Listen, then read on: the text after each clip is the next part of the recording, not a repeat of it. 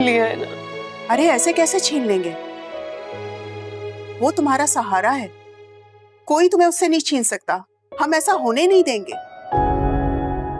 हम तुम्हारे साथ कोई नाइंसाफी नहीं होने देंगे बेटा।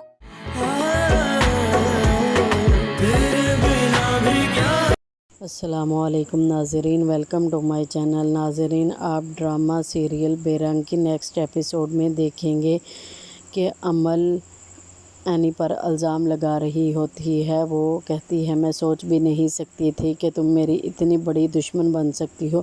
तुम तो मेरी बहन ही नहीं, मेरी बेस्ट फ्रेंड भी थी, लेकिन फिर भी तुमने एक दफ़ा भी नहीं सोचा कि तुम मेरे साथ क्या कर रही हो।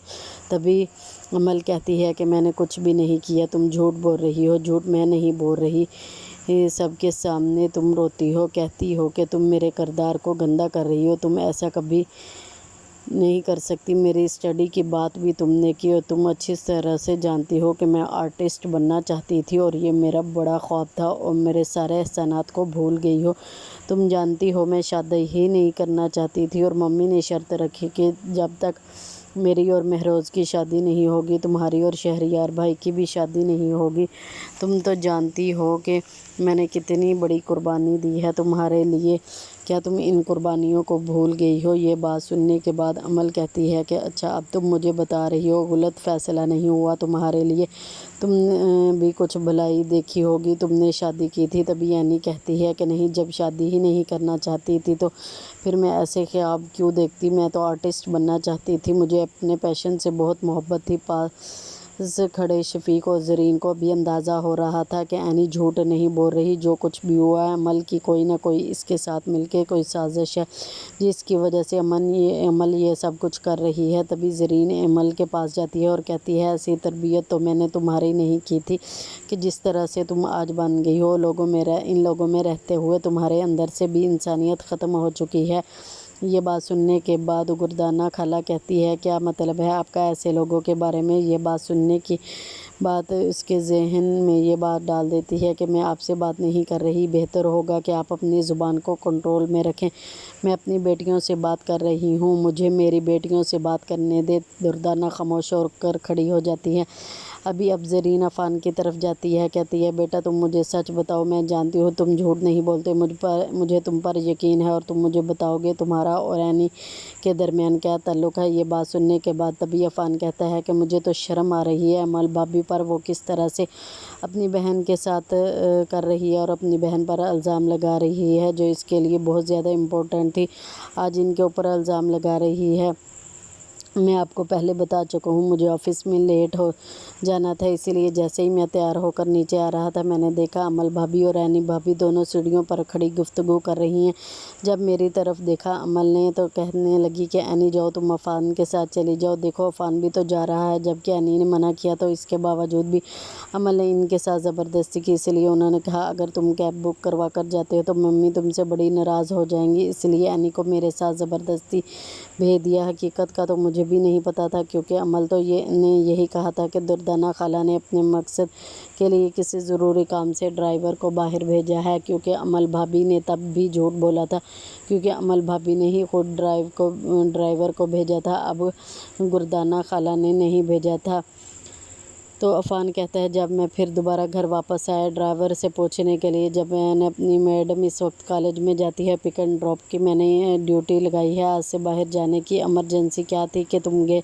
जब मैंने ड्राइवर से पूछा, ड्राइवर ने कहा, मुझे अमल बेबी ने कहा जाओ और जाकर मेरे लिए ज़रूरी सामान लेकर आओ। इनको बताया भी था कि मैं भी नहीं जा सकता, लेकिन उन्होंने कहा तुम जाते हो या नहीं, ये जाने से पहले तुम आ जाओ, मुझे यकीन है। लेकिन उन्होंने बहुत लंबी लिस्ट पकड़ा दी और कहा कि एक चीज़ लेकर आओ और कोई भी चीज़ नहीं करनी, जो मैंने कहा है वही करना है। ये बात सुनने के बाद तभी ज़रीन कहती है, अच्छा, ख़ास करीब मुलाजमा को कहती है कि जाओ और जाकर तुम बशीर ड्राइवर को बुला कर लेके आओ। अब जैसे ही मुलाजमा ड्राइवर को बुला कर लाती है, इसके सामने अफ़ान ड्राइवर से कहते हैं, जो कुछ तुमने मुझे सुबह बताया वो सब के सामने बताओ।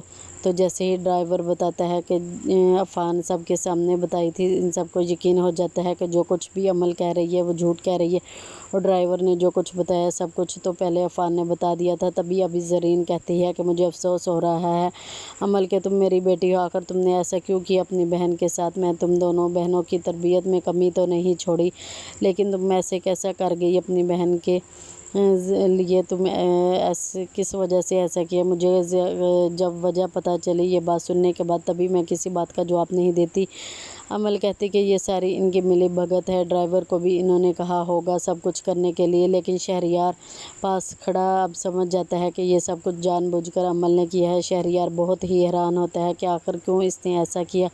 شاید عمل تم بھول چکی ہو، میں نے یہ قربانیاں تمہاری وجہ سے دی، آج جو کچھ بھی مصیبتیں میرے سر پر آئی ہیں تمہاری وجہ سے۔ تم میرے کردار کی بات کر رہی ہو، اپنے کردار کے بارے میں ذرا سوچو کہ پسند کی شادی میں نے نہیں، پسند کی شادی تم نے کروائی۔ تم جانتی ہو ممی نے یہ شرط رکھی تھی کہ تمہاری شادی تب ہوگی جب مہروز اور اینی کی ہوگی، تو تمہاری کیا حالت ہوگی اور تم کتنی اینی کہتی ہے کہ خود تو تم نے اپنی اسٹڈی کو کمپلیٹ کر لیا، پھر شہریار بھائی کو اپنی محبت کے جال میں پھانس دیا، یہ سب کچھ تم نے کیا اور ان کو کیوں سزا دیا؟ آخر میں کیوں بھگتوں؟ ایمن ایک بات یاد رکھنا، آج کے بعد تمہارا میرے ساتھ سارے رشتے ختم، بہن کا رشتہ تم پہلے ہی دفن کر چکی ہو۔ شاید کسی کی باتوں میں آ کر تم دنیا میں اس سارے رشتے مل جاتے ہیں، لیکن بہن اور ماں باپ کا کبھی نہیں ملتا، دوبارہ مخلص رشتے نہیں ملتے۔ لیکن جن لوگوں کی وجہ سے آ کر تم نے میرے کردار کو گندا کرنے کی کوشش کی، دیکھنا وہ بھی تمہارے ساتھ مخلص نہیں ہوں گے، کسی اپنے مقصد کے تحت تمہارے ساتھ یہ سب کچھ کیا۔ یہ بات سننے کے بعد اینی کہتی ہے کہ میرے ساتھ کسی نے کچھ نہیں کیا، تو کچھ بھی اینی کر رہی ہے، صرف اپنی وجہ سے کھڑی ہوں، کیونکہ جو کچھ بھی میں نے کہا وہ سچ ہی کہا تھا۔ یعنی اب اپنے روم میں جاتی ہے اور جا کر فوزیہ سے بچے کو اٹھا لیتی ہے، کہتی ہے تم اس کا اور میرا سامان لے کر فوزیہ نیچے آ جاؤ۔ آج سے دیکھتے ہیں کہ اینی تو اپنے بیٹے عمر کو لے کر نیچے آ رہی ہوتی ہے اور اپنے عمر کو تم جا کر عمر کو پکڑو اور عمر کو پکڑ کر اس کے گھر میں رکھو گی، لیکن اس پر مجبور ہوتی ہے کیونکہ اس کے ماں باپ سامنے ہوتے ہیں۔ ویسا کچھ نہیں کر سکتی کیونکہ اسے پتہ ہوتا ہے اگر میں نے سب کچھ کیا ہے میرے ماں باپ کو صاف صاف پتہ چل جائے گا، پہلے جو کچھ میں نے کیا وہ جان بوجھ کر ہی کیا۔ تبھی ایمل اب وہاں پر خاموش رہتی ہے کہ تبھی کچھ نہیں کر پاتی، یہاں تک کہ عفان بھی اس کی طرف بہت غصے سے آنکھیں نکالتا ہے۔ ایمل اپنے ہاتھوں سے بچہ نہیں اٹھانے والی، تبھی اب فاخرہ کو آخرکار بولنا پڑتا ہے۔ تبھی کہتی ہے اس کو تم کہاں پر لے کر جا رہی ہو؟ اس نے تمہارے ساتھ جانے کی بالکل بھی میں اجازت نہیں دیتی، یہ اس نسل کا وارث ہے۔ یہ بات سننے کے بعد اب بہت غصے سے اینی کہتی ہے کہ آخر کون ہوتا ہے جو مجھے روکے؟ کوئی بھی ماں کو اپنے بچے سے جدا نہیں کر سکتا اور یہ میرا حق ہے اس پر۔ یہ بات سننے کے بعد تبھی پاگل کہتی ہے کہ کیا تم کیا کہہ رہی ہو؟ میں اس کی دادی ہوں، تمہیں اس کے ساتھ بھی ناانصافی نہیں کرنے دوں گی۔ یہ سن کر اینی کہتی ہے کیا مطلب ناانصافی؟ میں اس کی ماں ہوں، میں اس کے ساتھ ناانصافی کیوں کروں گی؟ ناانصافی اس کے ساتھ آپ کر رہے ہیں جب میں اسے چھوڑ کر چلی جاؤں گی۔ یہ بات سننے کے بعد ابھی دردانہ کہتی ہے کہ باجی آخر کیا ہو گیا؟ کتنی زبان چل رہی ہے آپ کے سامنے؟ یہ لڑکی کو پکڑیں رکھیں، گھر میں رکھ لیں اور ہمارے مہروز کی آخری نشانی۔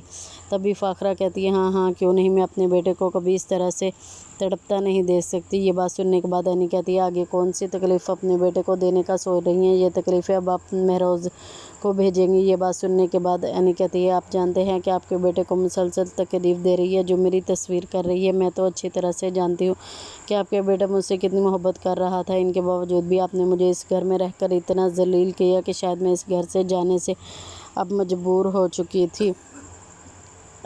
وہی ہوا، میری بہن کی آنکھوں پر پٹی باندھ چکی ہے، شاید میری بہن سارے رشتے کھو چکی ہے، اب میری بہن کا جیسے درجہ حاصل نہیں ہے، ایسے لڑکیوں کو اپنی بہن کبھی میں نے نہیں کہنا پسند نہیں کرتی۔ اینی کہتی ہے کہ اس دنیا کی کوئی بھی عدالت میرے بیٹے کو مجھ سے الگ نہیں کر سکتی، آپ کو جو بھی کرنا ہے آپ کر لیں، لیکن میرے ساتھ ہی رہے گا اور اس کے گھر میں دوبارہ پلٹ کر میں کبھی آنے کا سوچ بھی نہیں سکوں گا۔ میرے سونے کا بھی بن کر آ جائے تو میں اپنے ماں باپ کے ساتھ رہوں گی۔